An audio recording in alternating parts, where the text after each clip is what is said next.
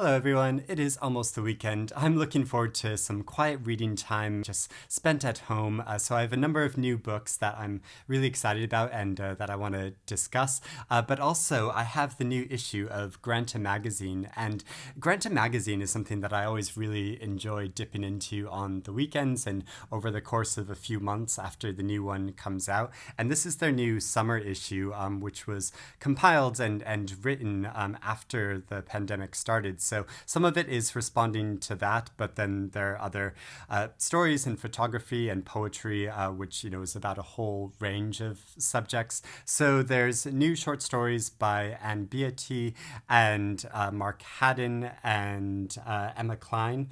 And there's new photography by Teju Cole. And there's new poetry by Will Harris and Colin Hurd, Colin Hurd's a really interesting Scottish writer that I've read for a long time and like to follow. So yeah, I'm looking forward to reading a number of pieces in this. Actually, another book that I'm really keen to just sort of dip in and out of, and that I'm sure I'll spend a lot of time browsing through, is this new nonfiction book, Badly Behaved Woman: The Story of Modern Feminism by Anna Marie Crowhurst. And I love Anna Marie.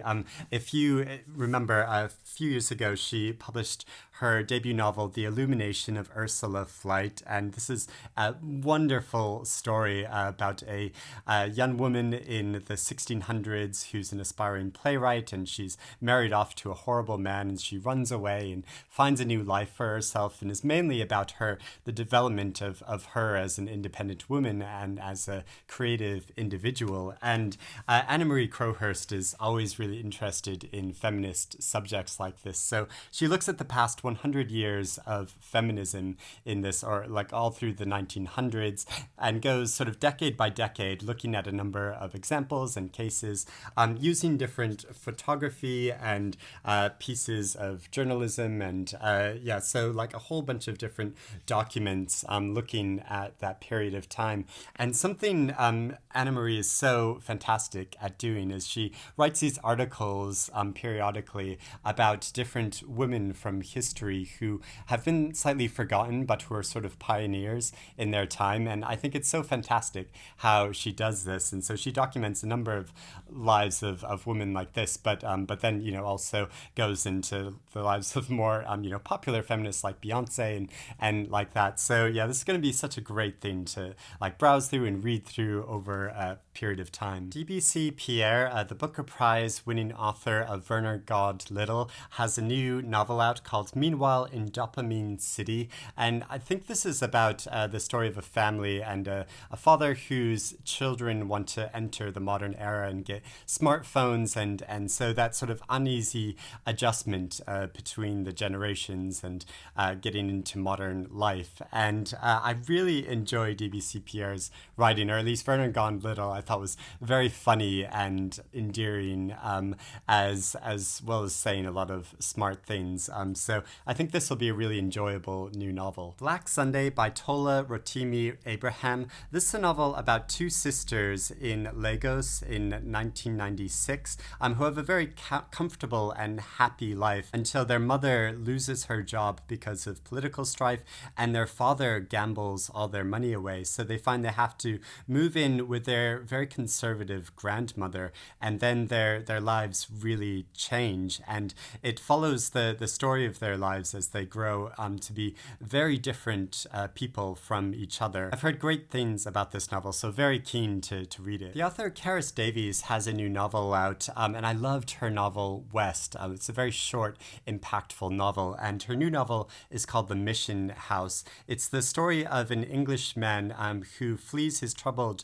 life in England to live in a small town in southern India, and he lives there in a mission house next to a presbytery, and the padre of that mission house and his daughter sort of take this man under their wings, and it follows the conflict of their stories and their relationship with each other. So it's about the tension between faith and non-belief and the old world and the new world.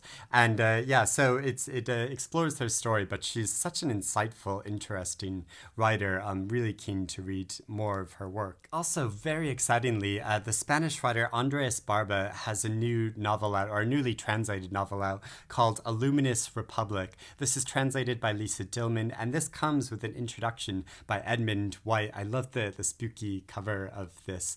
So I loved his novel, Such Small Hands. I've talked about it like multiple times. It's such a impactful and terrifying novel. It's really frightening, but like so creatively done.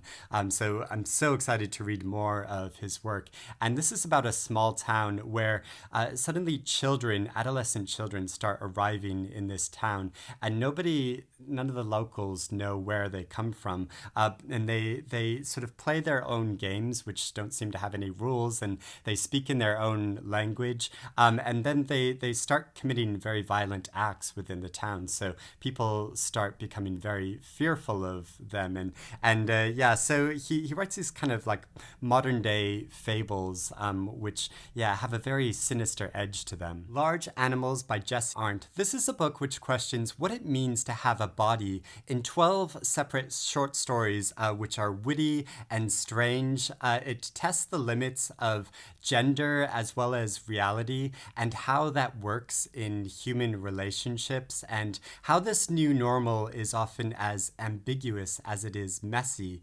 And this is being published by a new publisher called Cipher Press, which will publish queer fiction and nonfiction. I'm always really excited to see a new queer publisher, so really excited to dip into some of these stories. The Beauty of Your Face by Sahar Mustafah. This is a novel about a woman who's the daughter of Palestinian immigrants, and she's the principal of a Muslim school for girls in the suburbs of Chicago. And one day her school is attacked by a radicalized shooter, and while this attack is taking place, the protagonist thinks back upon her past, but also obviously it's about the immediate crisis that's happening.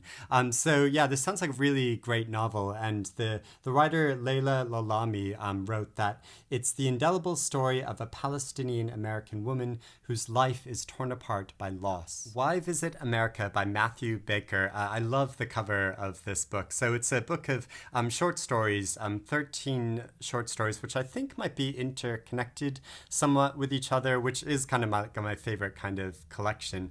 But they explore different states in a very imaginative way. So I think one of the short stories is about how Texas sort of cedes from the United States and becomes its own country, which is obviously something which certain Texans have been fighting for a long time, and how then Texas has to sort of manage American tourists coming into its country.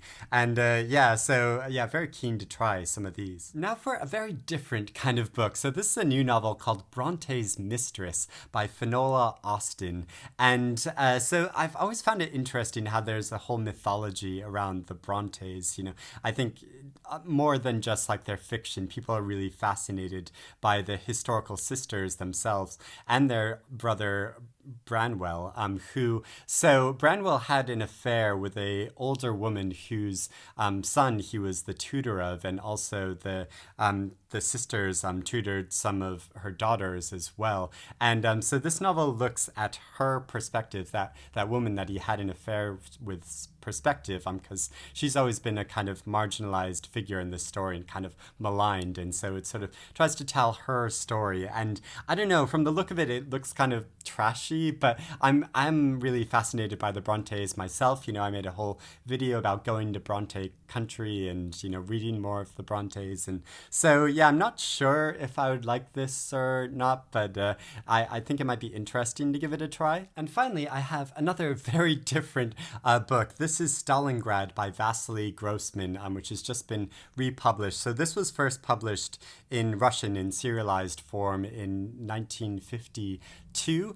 So it's looking at the period during the Second World War when Hitler and Mussolini were moving their forces into Russia and attacking unpacking, and it follows the life of a family as they're sort of broken apart, and their lives are differently affected by these horrific attacks, and how as the forces are advancing, Stalingrad becomes the last big city, sort of holding Russia together, and it's under siege. And so yeah, it follows those very dramatic events, but it's a very long novel. It's around 950 pages long, but yeah, this is one of those classic books that I'd quite like to try. But yeah, you can see how I have very eclectic book tastes, and I like to dart around between different books. So yeah, those are a big group of new books that I'm interested in and keen to read. So let me know which ones you're interested in, if you've read any of these books and have any thoughts about them, but also what else you're planning to read this weekend.